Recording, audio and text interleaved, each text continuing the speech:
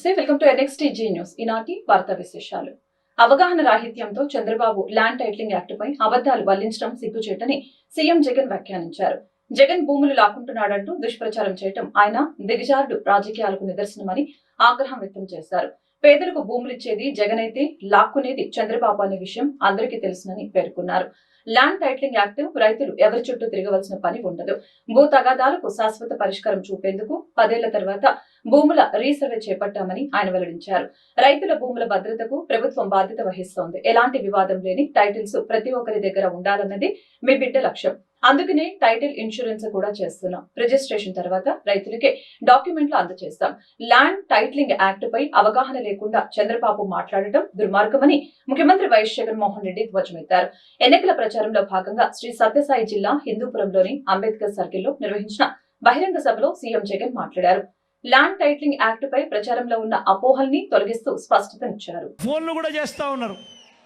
మీ అందరికీ కూడా IVRS ద్వారా ఫోన్లు కూడా చేసి మీ భూములన్నీ జగన్ లాక్కుంటాడు అని చెప్పి ప్రచారం చేస్తూ ఉన్నాడు. నేను అడుగుతా ఉన్నా, ఇంత దిక్కుమాలిన రాజకీయాలు చేస్తూ ఉన్న ఈ చంద్రబాబు, నువ్వు అసలు మనిషివేనా అని అడుగుతా ఉన్నాడు మీ బిడ్డ. ఈ సందర్భంగా మీ జగన్, మీ బిడ్డ భూములు ఇచ్చేవాడే కానీ భూములు లాక్కునేవాడు కాదు మీ బిడ్డ.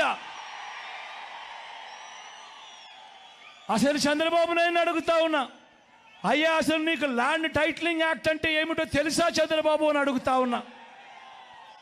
అసలు ల్యాండ్ టైటిలింగ్ యాక్ట్ అంటేనే దాని అర్థం ఏమిటి అని అంటే, భూముల మీద సంపూర్ణ హక్కులు రైతన్నలకు ఎల్లవేళలా ఉండేట్టుగా ఒక యాక్ట్ చేయడమే, దాన్నే ల్యాండ్ టైటిలింగ్ యాక్ట్ అంటారు చంద్రబాబు. ఫస్ట్ అది తెలుసుకో అని అడుగుతా ఉన్నా. ఈ ల్యాండ్ టైటిలింగ్ యాక్ట్ తీసుకొని వచ్చి ఏ స్థాయిలోకి తీసుకొని పోతామోనంటే, ఆ భూములకన్నిటికీ వివాదాలు ఏదైనా వస్తే ప్రభుత్వం గ్యారంటీ అని చెప్పే పరిస్థితిలోకి తోడుగా ఉండే కార్యక్రమమే ఈ ల్యాండ్ టైటిలింగ్ యాక్ట్ అన్నది ప్రతి ఒక్కరూ కూడా తెలుసుకోమని కోరుతూ, చంద్రబాబు చెప్పే అబద్ధాలు, చంద్రబాబు చేసే మోసాలను ఏ ఒక్కరూ కూడా నమ్మొద్దు అని చెప్పి ప్రతి ఒక్కరిని కూడా ప్రార్థిస్తా ఉన్నా. జనసేన అధినేత పవన్ కళ్యాణ్ పై వైఎస్ఆర్సీపీ నేత ముద్రగడ పద్మనాభం సీరియస్ అయ్యారు. పవన్, మీ నటన సినిమాలో చూపించండి, రాజకీయాల్లో కాదు అని హితో పలికారు. అలాగే పైకి తన పైన ప్రేమ ఉన్నట్లుగా నటించవలసిన అవసరం లేదని చురుకలు అందించారు. కాగా ముద్రగడ తాజాగా మీడియాతో మాట్లాడారు. నేను ఏనాడు చిరంజీవి పవన్ కళ్యాణ్ గురించి మాట్లాడలేదు. ఇంట్లో ఉన్న నన్ను పవన్ రోడ్డు మీదకు లాగాడు. హైదరాబాద్ నుంచి వచ్చి నా కుటుంబంలో చిచ్చు పెట్టాడు. ముద్రగడ కూతురు నా కుమార్తెను అందరికీ పరిచయం చేశాడు. మీరు వదిలివేసిన మీ 2 భార్యల్ని ఇప్పుడు కలుస్తున్న 3వ భార్యను అందరికి ఎందుకు పరిచయం చేయలేదని తెలిపారు. అలాగే మీ కుటుంబంలో డ్రగ్స్ సేవించి పట్టుబడిన అమ్మాయిని ఎందుకు పరిచయం చేయలేదు? ప్రేమించి పెళ్లి చేసుకుని వెళ్లిపోయిన మరొక అమ్మాయిని ఎందుకు పరిచయం చేయలేదు? పైకి నా మీద ప్రేమ ఉన్నట్లు పవన్ నటిస్తున్నాడు. పవన్, మీ నటన సినిమాలో చూపించండి, రాజకీయాల్లో కాదని తెలిపారు. నాకు నా కుమార్తెకు బంధాలు తెగిపోయాయని ఆమె భర్త మామకు చెబుతూ ఉన్నాను.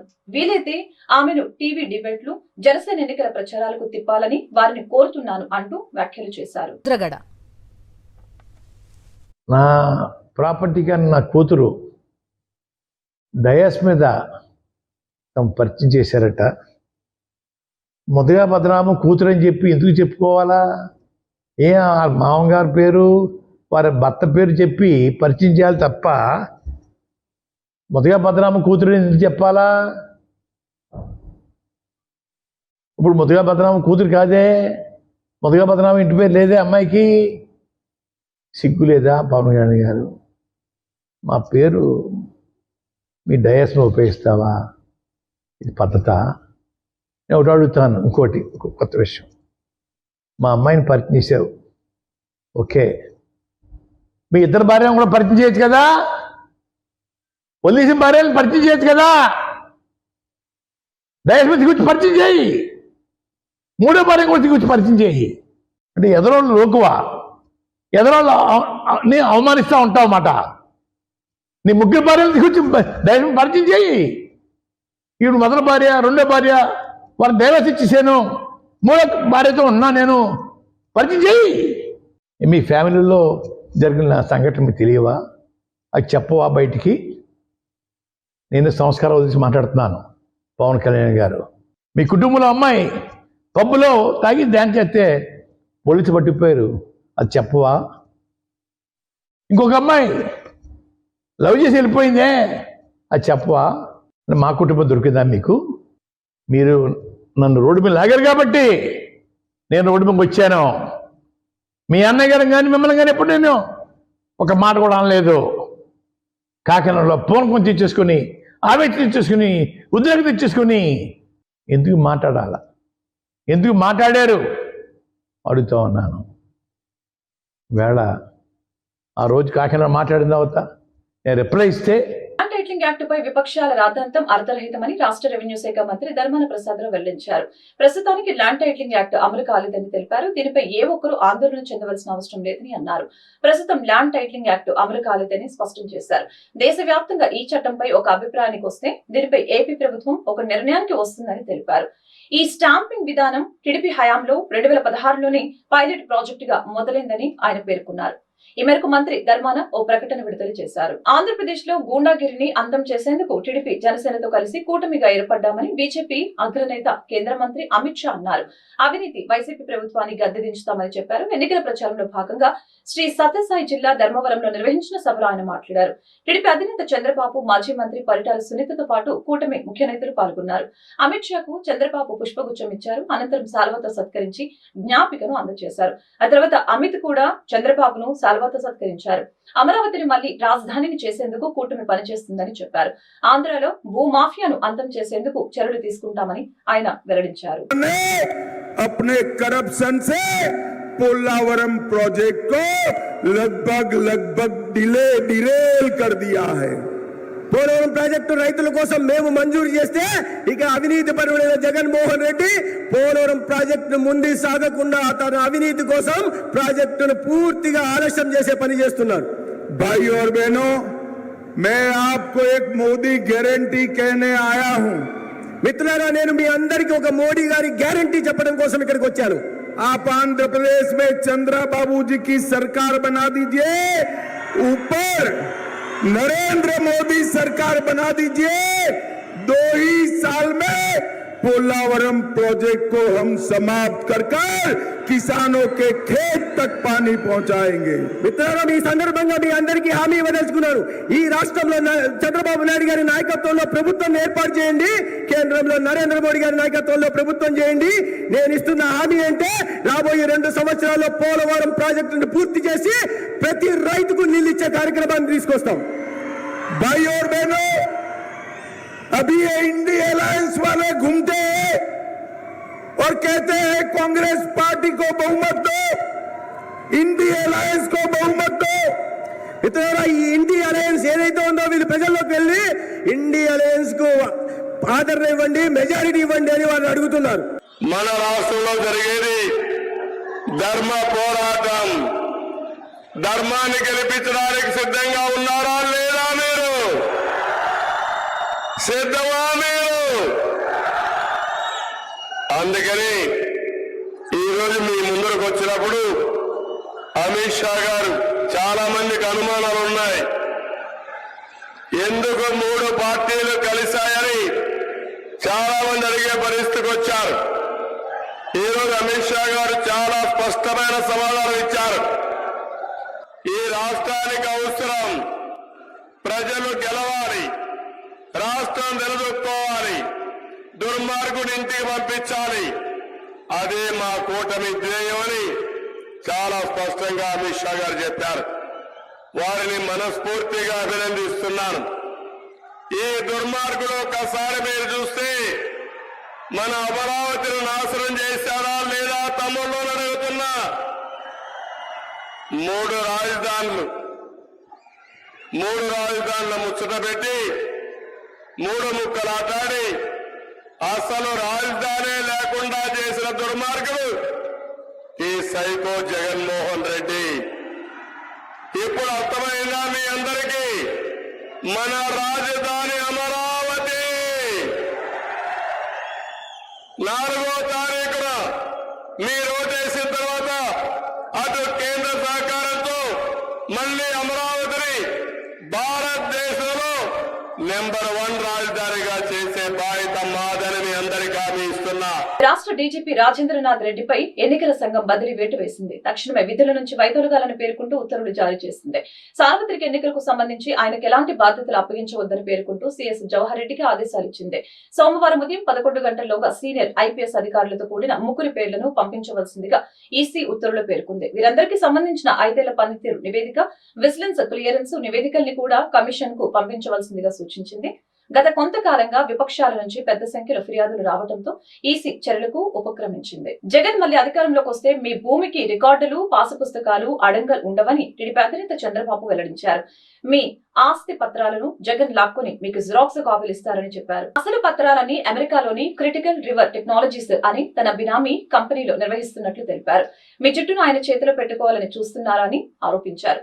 అందుకే ల్యాండ్ టైటిలింగ్ యాక్ట్ ను తెస్తున్నారు. దాన్ని చెత్తబుట్టలో వెయ్యండి. మేము అధికారంలోకి రాగానే మొదటి సంతకం మెగా డిఎస్సీ పై, రెండో సంతకం ఈ నల్ల చట్టాన్ని రద్దు చేసేందుకు చేస్తానంటూ చంద్రబాబు ధ్వజమెత్తారు. ఈ మేరకు ప్రజాగలం సభలో ఆయన ప్రసంగించారు. రత్నం భూమాఫియా తమిళలో ఒక్క విషయం అడుగుతున్నా మిమ్మల్ని అందరినీ, ఇది పట్టాదారు పాస పుస్తకం, ఇది పట్టాదారు పాస పుస్తకం. దీనిపైన చూస్తే జగనన్న భూ హక్కు చట్టం. ఎవరిది భూమి? జగన్ తాత ఇచ్చాడా మీకు? వాళ్ళ నాన్న ఇచ్చాడా మీకు? వాళ్ళ అవ్వ ఇచ్చిందా మీకు? ఎవరిది భూమి?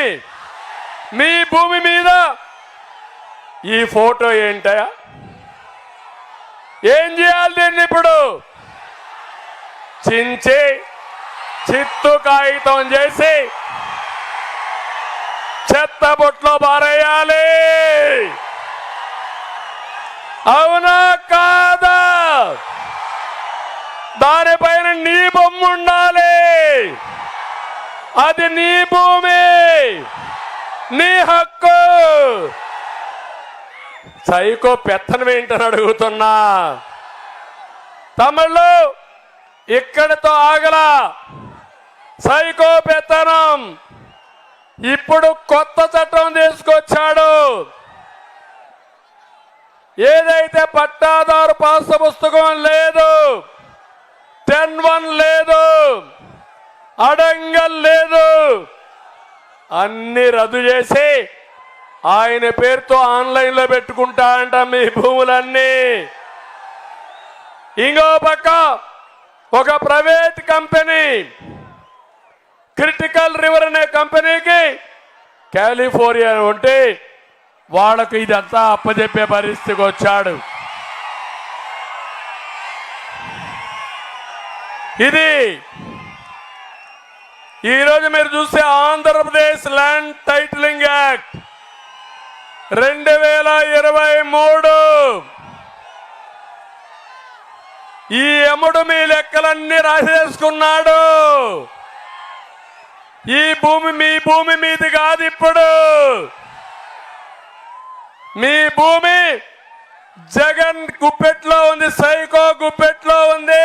జిల్లాలో సార్వత్రిక ఎన్నికల ప్రక్రియ ప్రశాంతంగా కొనసాగుతుందని కలెక్టర్ ఎం వేణుగోపాల్ రెడ్డి, జిల్లా ఎస్పీ తుషార్ డూడి తెలిపారు. ఈ మేరకు కలెక్టరేట్ లోని మీడియా సెంటర్ లో వారు మీడియాతో మాట్లాడారు. ఎన్నికల పోలింగ్ కోసం పటిష్టమైన ఏర్పాట్లు చేయడం జరిగిందని కలెక్టర్ ఎస్పీ పేర్కొన్నారు. అదేవిధంగా పోస్టల్ బ్యాలెట్ కోసం ప్రత్యేక ఏర్పాట్లు చేసినట్లు వారు తెలిపారు. ఫారం 12 ద్వారా దరఖాస్తు చేసుకున్న ఉద్యోగులందరికీ పోస్టల్ బ్యాలెట్ ద్వారా ఓటు వేసే అవకాశం కల్పించడం జరిగిందని స్పష్టం చేశారు. ఎక్కడ అపోహలకు గురి కాకుండా తమ ఓటు హక్కుని వినియోగించుకోవాలని కలెక్టర్ ఎస్పీ ప్రకటించారు. ఎలక్షన్ కండక్ట్ చేసే ప్రిసైడింగ్ అధికారులు, అసిస్టెంట్ ప్రిసైడింగ్ అధికారులు, పిఓ, ఏపీఓ అంటాము. వీరికి సహకరిస్తూ మరి 5 మంది ఓపీఓలు కూడా ఉంటారు, 4 లేదా 5. సో ఈ ఓపీఓలు, దాని తర్వాత మైక్రో అబ్జర్వర్లు, అంటే ఎక్కడైతే మనకు క్రిటికల్ పోలింగ్ కేంద్రాలు ఉంటాయో అక్కడ మైక్రో అబ్జర్వర్లు పనిచేస్తారు. వీరితో పాటు పోలీస్ సిబ్బంది ఉంటారు. వీరితో పాటు వీడియోగ్రాఫర్స్ అని, సెక్టర్ ఆఫీసర్స్ అని రకరకాలుగా ఎలక్షన్ డ్యూటీలో చాలామంది ఉంటారు. ఇది కాకుండా అత్యవసర సర్వీసులో పనిచేసే వాళ్ళకి కూడా ఎలక్షన్ కమిషన్ తప్పనిసరిగా ప్రొవైడ్ చేయాలి. సో వీటన్నిటిని దృష్టిలో పెట్టుకొని మనము మొట్టమొదటిగా ట్రైనింగ్ ఎవరికైతే ఇస్తామో వాళ్ళకి ట్రైనింగ్ దగ్గరనే ఫెసిలిటేషన్ సెంటర్ ఇవ్వాలి, అక్కడే పెట్టాలి అన్నది ఎలక్షన్ కమిషన్ ఆదేశం. కాబట్టి 5, 6 తేదీలలో, అంటే ఈరోజు రేపు ఈ 2 రోజుల్లో పీఓస్, ఏపీఓస్, మైక్రో అబ్జర్వర్లకి ట్రైనింగ్ ఏర్పాటు చేయడం జరిగింది. ఎక్కడెక్కడ ఏర్పాటు చేసాం ట్రైనింగ్ అంటే మనకు 7 నియోజకవర్గాలకు 7 నియోజకవర్గ హెడ్ క్వార్టర్లో ట్రైనింగ్ అరేంజ్ చేయడం జరిగింది. ఉదాహరణకి గుంటూరు ఈస్ట్ కాన్స్టిట్యున్సీకి ఏసీ కాలేజ్ సాంబశివరావుపేట గుంటూరులో, అట్లనే గుంటూరు వెస్ట్ కాలేజీకి government women's junior college Guntur, ప్రత్తిపాడికి Loyola public school Nallapadu Guntur, తెనాలికి Sri Ravi Sambaiah municipal boys high school near tahsildar office Tenali, Ponnur Arya Vysya Kalyana Mandapam besides tahsildar office Ponnur, మంగళగిరికి నిర్మల హై స్కూల్ ఆత్మకూర్ మంగళగిరి, తాడికొండకి Chalapathi college of engineering Lam Tadikonda. So ఇక్కడ ట్రైనింగ్ అయిన తర్వాత అక్కడే ఆ ఎంప్లాయీస్ అందరికీ కూడా పోస్టల్ బ్యాలెట్ ఫెసిలిటీ ఇచ్చి అక్కడే ఫెసిలిటేషన్ సెంటర్ ఇవ్వడం జరిగింది. సో గతంలో లాగా కాకుండా పోస్ట్ ద్వారా పంపడం ఇవన్నీ లేకుండా ఫెసిలిటేషన్ సెంటర్ అక్కడే ఏర్పాటు చేయడం, అక్కడే వెళ్ళి వీళ్ళు ఓట్లు వేసుకునేటటువంటి సదుపాయం. ఇక్కడ ఒక చిన్న అర్థం చేసుకోవాల్సిన అంశం ఏంటంటే, మన జిల్లాలో ఈ ఎలక్షన్ డ్యూటీలో ఉన్న ఎంప్లాయీస్ కొంతమంది వేరే జిల్లాలో కూడా ఓటు ఉంది. అంటే ప్రధానంగా మన జిల్లాలో పనిచేస్తున్న ఉద్యోగులందరికీ మన జిల్లాలో ఓటు ఉంటుంది. కొంతమందికి ఉదాహరణకి పల్నాడులో ఉంది, కొంతమంది బాపట్లలో ఉంది, కొంతమంది విజయవాడలో ఉంది. ఇవి కాకుండా శ్రీకాకుళం దగ్గర నుంచి చిత్తూరు వరకు కూడా ఓట్లు ఉంది. సో కాబట్టి మన జిల్లాలో ఉన్న ఎంప్లాయీస్కి 26 జిల్లాల్లో ఓట్లు ఉన్నాయి. సో అంటే అక్కడ ఓటు ఫ్యామిలీనో ఏదో కారణం వల్ల. సో అందుకని ఎలక్షన్ కమిషన్ ఇచ్చిన ఆదేశాల ప్రకారం ఎవ్వరు కూడా వారు ఎలక్షన్ డ్యూటీలో ఉన్నప్పుడు వారి ఓటు పోవడానికి లేదు కాబట్టి, ఓటు వేసుకోవాలి కాబట్టి ముందు దీన్ని 2 గ్రూపులు. ఫస్ట్ మన జిల్లాలో ఉన్న ఓటు ఉండి మన జిల్లాలో పనిచేస్తున్న అధికారులు, మన జిల్లాలో పనిచేస్తున్నారు కానీ వేరే జిల్లాలో ఓటు ఉన్న అధికారులు. సో 2 రకాలుగా ఉంటారు. సో మన జిల్లాలో ఓటు ఉండి మన జిల్లాలో పనిచేస్తున్న అధికారులందరికీ కూడా ఫస్ట్ ఈరోజు పీఓ, ఏపీఓలు అందరికీ కూడా ఎక్కడైతే ట్రైనింగ్కి వెళ్తున్నారో అక్కడే వారు ఓటు వేసుకునే సదుపాయం కల్పించడం జరిగింది. వైసీపీ సర్కార్ వల్లనే పేదలకు న్యాయం జరుగుతుందని ఏఐబీసీపీ ఫౌండర్ విశ్రాంత జస్టిస్ ఈశ్వరయ్య తెలిపారు. రాష్ట్ర ముఖ్యమంత్రి వైఎస్ జగన్మోహన్ రెడ్డి ఆధ్వర్యంలో సంక్షేమ విప్లవం కొనసాగుతుందని అన్నారు. జగన్ ఇచ్చిన గ్యారంటీలు 80% నెరవేర్చారని, అలాగే ల్యాండ్ టైటిలింగ్ చట్టం వలన మేలే జరుగుతుందని అభిప్రాయం వ్యక్తం చేశారు. ఆదివారం ఐటీసీ హోటల్ జరిగిన మీడియా సమావేశంలో ఈశ్వరయ్య మాట్లాడారు.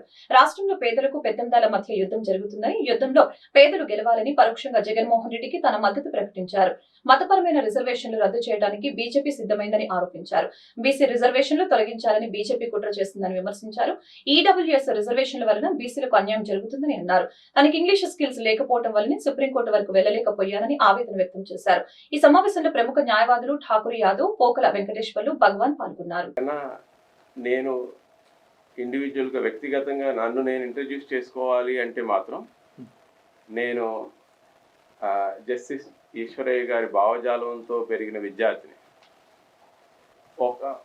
ఇప్పుడంటే యూట్యూబ్ ఇవన్నీ చాలా ఛానల్స్ వచ్చినాయి, కానీ అప్పుడు పేపర్లో వచ్చిన ఒక స్టేట్మెంట్ ఏంటంటే, ప్రతి మనిషి పుట్టుకతో సమానులే, అందరికీ సమానమైన హక్కు ఇవ్వాలి అనే భావజాలాన్ని మొదలుపెట్టి అది హెడ్లైన్గా ఒకరోజు పేపర్లో వస్తే, నేను ఒక వెనుకబడిన విద్యార్థిగా చదువుకుంటున్న వాడిని, కాలేజీలో కానీ స్కూల్లో కానీ ఎన్నో అవమానాలు పొంది ఫైనాన్షియల్గా కానీ, ఎకనామిక్గా కానీ, ఫైనాన్షియల్గా కానీ, సోషల్ స్టేటస్ కానీ, వేరియస్ స్టేటస్లో అన్ని రకాలుగా ఇబ్బందులు గురి చేస్తున్న సందర్భంలో ఒక హైకోర్టు జడ్జిగా ఉన్నటువంటి వ్యక్తి ప్రతి మనిషి సమానమే, పుట్టుకతో అందరూ సమానమే అనే స్టేట్మెంట్ చూసి నేను కొంచెం అట్రాక్ట్ అవ్వడం జరిగింది.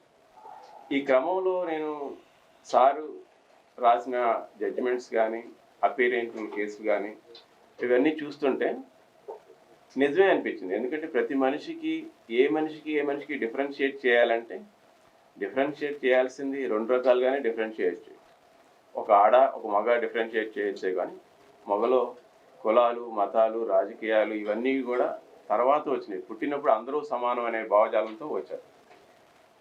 ఇటువంటి వ్యక్తి ఒక న్యాయవాదిగా ఉంటూ, తర్వాత జడ్జిగా ఉంటూ, తర్వాత హైకోర్టు చీఫ్ జస్టిస్గా ఉంటూ ఎంతో మందిని ప్రభావితం చేస్తూ నిష్పాక్షికంగా అందరినీ సమానంగా చూడటం. అందరూ సమానం అంటే బీసీలు ఒక్కటే సమానం అని కాదు, ప్రతి మనిషి సమానం అనే భావనని సార్ ప్రతి వాక్యంలోనూ ప్రతి జడ్జిమెంట్లోనూ కనిపిస్తూ ఉండేది. గుంటూరు మహాపట్టణంలో ఇక్కడ ప్రెస్ మీట్ గురించి మాట్లాడడానికి అవకాశం ఇచ్చిన మీ అందరికీ కూడా నా ధన్యవాదాలు. మిత్రులు ఇప్పుడే చెప్పారు, నేను వెనుకబడిన తరగతుల జాతికి చెందినవాడిని, కానీ నేను కులము ప్రాక్టీస్ చేయను. ఏది వేరే మతం కూడా తక్కువ ప్రాక్టీస్ చేస్తాను. ఎందుకంటే అన్ని మతాలు అన్ని కులం ఒకటే. నా ప్రకారము మానవ కులం అందరిది ఒకటే, మానవ జాతి ఒకటే, మానవులందరికీ కూడా సృష్టి అందరికీ కూడా దేవుడు ఒకటే. కాబట్టి ఒకటే కులము, ఒకటే కుటుంబం, ఒకటే దేవుడు అని నమ్మే వ్యక్తిని నేను.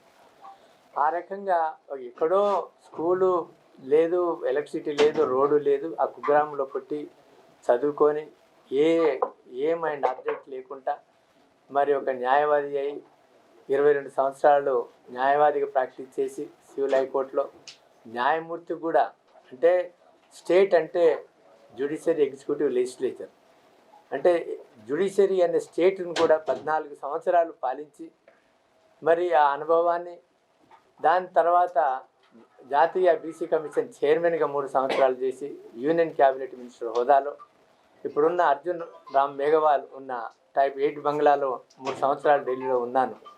భారతదేశంలో జడ్జికి 2 ఎల్టీసీస్ ఉంటాయి, అక్కడ కూడా 2, అంటే 14, 3, 17 సార్లు భారతదేశం 4 మూలల మనం తిరిగి ఎన్నో అంటే ఎగ్జామిన్ చేసి, సోషల్ స్ట్రక్చర్స్ని ఎగ్జామిన్ చేసి, ఇతర దేశాలు కూడా బంగ్లాదేశ్, పాకిస్తాన్ కూడా వెళ్ళాను, యూరోపియన్ కంట్రీస్, అమెరికా, అన్ని దేశాలు కూడా తిరిగి ఈ సామాజిక పరిస్థితులను అర్థం చేసుకొని నా యొక్క నేషనల్ కమిషన్ బ్యాక్వర్డ్ క్లాసెస్ చేసిన అనుభవాలను దృష్టిలో ఉంచుకొని నేను సమాజానికి ఇవ్వాలా. నాలాంటి వాళ్ళు సమాజం సమాజం నుంచి అడగకుండానే వచ్చిన జీపీ, అడగకుండానే వచ్చిన జడ్జి, అడగకుండానే వచ్చిన నేషనల్ కమిషన్ అందరికీ ఎందుకు చదువు వల్ల వచ్చింది. గుంటూరు ఏటుకూరు రోడ్డు డిఎస్ నగర్ వాసులకు గుంటూరు పార్లమెంటు కూటమి అభ్యర్థి పెమ్మసాని చంద్రశేఖర్, ఎమ్మెల్యే అభ్యర్థి నజీర్ అహ్మద్ శుభవార్త తెలిపారు. కూటమి ప్రభుత్వం అధికారంలోకి రాగానే బీఫారాలు రిజిస్ట్రేషన్ చూపిస్తామని హామీ ఇచ్చారు. అలాగే బృందావన్ అపార్ట్మెంట్స్ పక్కనే ఉన్న పీకల వాగును ఆధునీకరిస్తామని భరోసా ఇచ్చారు. స్థానిక 14వ డివిజన్ కార్పొరేటర్ వేముల జ్యోతి శ్రీనివాస్ ఆధ్వర్యంలో జరిగిన ఎన్నికల ప్రచారంలో కూటమి అభ్యర్థులు పెమ్మసాని చంద్రశేఖర్, నజీర్ అహ్మద్ పాల్గొన్నారు. ఈ సందర్భంగా టీడీపీ మాజీ కార్పొరేటర్ కోంపల్లి మాలకొండయ్య ఆధ్వర్యంలో డిఎస్ నగర్ వాసులు వారికి బ్రహ్మరథం పట్టారు, గజమాలతో సత్కరించారు. ఈ సందర్భంగా పెమ్మసాని చంద్రశేఖర్, నజీర్ అహ్మద్ మాట్లాడారు.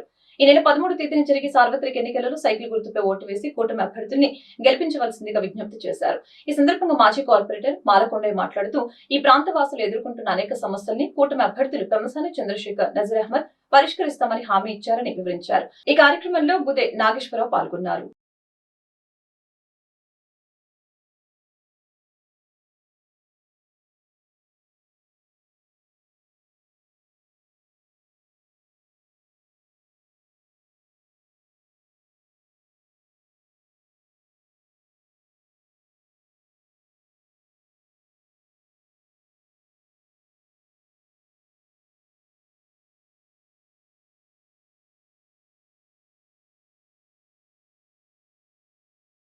ఈరోజు డిఎస్ నగర్లో బెమ్మసాని చంద్రశేఖర్ గారు ఎంపీ అభ్యర్థి, బెమ్మసాని చంద్రశేఖర్ గారు ఎంపీ అభ్యర్థి మరియు మహమ్మద్ నజీర్ గారు ఎమ్మెల్యే అభ్యర్థిగా డిఎస్ నగర్లో ఇంటింటి ప్రచార కార్యక్రమంలో వచ్చేసినారు. ఇంటింటి కార్యక్రమానికి వచ్చేసిన 10,000 మందితో డిఎస్ నగర్లో ముఠా కార్మికులు, వ్యాపారస్తులు మరియు రియల్ ఎస్టేట్ వ్యాపారస్తులు, మన మహిళా అమ్మలు అందరూ స్వాగతం పలికి బ్రహ్మాండమైన అఖండ మెజార్టీతో గెలవాలని అందరూ మహిళలు దీవించి సుఖ సంతోషాలతో, ఆరోగ్యాలతో మమ్మల్ని అందరినీ ఇక్కడ డిఎస్ నగర్లో సమస్యలు ఏందని చెప్తే, ఈ పీకల వాగు ఉంది, పీకల వాగు ముస్తాఫా గారు కొబ్బరికాయ కొట్టి వదిలేసి చేయకపోయినాడు, అసలు చేయకపోయినా ఇబ్బంది లేదు, కానీ అది కొద్దిగా చేసి జనాలందరికీ నరకం చూపిస్తున్నాడు మనం ఈ ముస్తాఫా గారు. ముస్తాఫా గారు గెలవడానికి ఉద్దేశం మీద ఇప్పుడు వాళ్ళ కూతురుని ఒక ఆమెను పెట్టారు. వాళ్ళ కూతురికి అసలు ఏమీ తెలియని మనిషిని తీసుకొచ్చి ఇక్కడ పెట్టి ఆ పీకల వాగు వాళ్ళ కూతురు గెలవడానికి ఆ పీకల వాగు పనులు పెట్టాడు. ఇక్కడ నజీర్గా ఇప్పుడు బెమ్మసాని గారు ముఖ్యంగా చెప్పింది ఏంటంటే ఇక్కడ పట్టాలు లేవు, బీఫారాలు లేవు. బీఫారాలు అందరూ రిజిస్ట్రేషన్ తప్పకుండా చేపిస్తామని చెప్పినారు. ఈరోజు ఎన్డీఏ కూటమి మెంబర్ ఆఫ్ పార్లమెంట్ అభ్యర్థి గారు శ్రీ పెమ్మసాని చంద్రశేఖర్ గారు మరియు గుంటూరు తూర్పు నియోజకవర్గ ఎమ్మెల్యే అభ్యర్థి టీడీపీ ఎన్డీఏ కూటమి ఎమ్మెల్యే అభ్యర్థి అయినటువంటి నజీర్ అహ్మద్ గారు మా 14వ డివిజన్కి రావటం జరిగింది. వచ్చిన తర్వాత బృందావన అపార్ట్మెంట్లో వినాయక స్వామి గుడి దగ్గర పూజలు చేసుకొని ఆ తదుపరి కార్యక్రమాన్ని భారీ ఊరేగింపుతో 14వ డివిజన్లో మొదలై రాములవారి గుడి దగ్గర కొంపల్లి మాలకొండయ్య గారి ఆధ్వర్యంలో, మాజీ కార్పొరేటర్ కొంపల్లి మాలకొండయ్య గారి ఆధ్వర్యంలో జనం తండోపతండాలుగా వచ్చి ఈ యొక్క కార్యక్రమాన్ని జయప్రదం చేశారు. ఈ యొక్క మా డిఎస్ నగర్లో భారీ మెజారిటీ వస్తుంది. పెమ్మసాని గారు పట్టాలు ఖచ్చితంగా ఇప్పిస్తానని వాగ్దానం చేశారు. ఇంకా జనం ఒక్క ఓటు కూడా వైఎస్ఆర్ కాంగ్రెస్ పార్టీకి వేయకుండా ప్రతి ఒక్కరూ సైకిల్ గుర్తు మీద వేసి ఈ యొక్క పట్టాలు తెప్పించుకునేదానికి కృషి చేస్తారు. ఈరోజు అంతా వైభవంగా బ్రహ్మాండంగా ఈ ర్యాలీ కార్యక్రమం మా వార్డులో జరిగింది.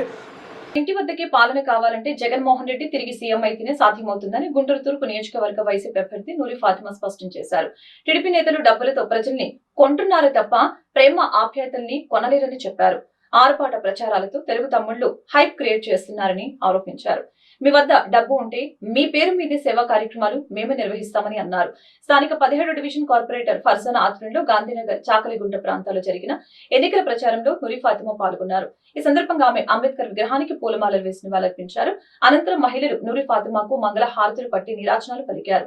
ఈ సందర్భంగా నూరి ఫాతిమా ఇంటింటికి వెళ్లి ఈ నెల 13వ తేదీన జరిగే సార్వత్రిక ఎన్నికల్లో ఫ్యాన్ గుర్తుపై ఓటు వేసి వైసీపీ అభ్యర్థుల్ని గెలిపించవలసిందిగా అభ్యర్థించారు. ఈ మేరకు ఆమె మీడియాతో మాట్లాడారు. రాజకీయంగా చంద్రబాబుకు కాలం చెల్లిందని ఎద్దేవా చేశారు. ఈ కార్యక్రమంలో వైసీపీ నాయకులు జానీ, వార్డు ప్రెసిడెంట్ యాదాల చిన్న, బికారి, యాదాల రామ్, అనూపు, పద్మ, సామ్రాజ్యం తదితరులు పాల్గొన్నారు. కూడా ఒక హైప్ క్రియేట్ చేస్తారు. ఎందుకనంటే మా వెనకాల జనాలు ఉన్నారు, మా వెనకాల అన్నీ ఉన్నాయి, మేము గెలుస్తాము, మేము చేస్తాము, ఇది మా ఏమంటారంటే మాది విజయ అంటే లైక్ సంకేతం అని చెప్తారు. కానీ ఒకే మాట అంటానండి, మీరు ఎంత చేసినా ఏం చేసినా కూడా, మీరు ఎంత హైప్ క్రియేట్ చేసినా కూడా ఏమీ జరగదు. ఎందుకనంటే మీ వెనకాల మీరు డబ్బులు వెదజల్లుతున్నారు, ఏంటంటే జనాల్ని మీరు కొంటున్నారు అంతే. మీకు తెలిసి ఏంటంటే కొనటం ఒక్కటే, కానీ ప్రేమ ఆప్యాయతల్ని ఎవ్వరు కొనలేరన్నా.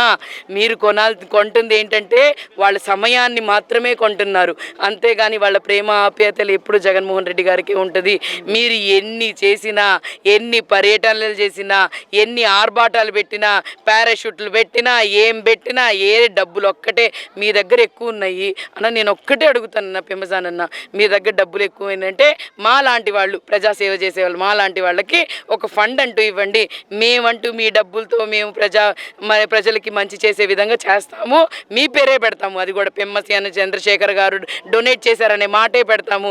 ఎందుకంటే మా దగ్గర ఉన్న దాంట్లో మేము చేస్తున్నాము. మీ దగ్గర ఎక్కువ ఉన్నాయి కదా, మీరు మాకు ఇస్తే మేము చేసి పెడతాము.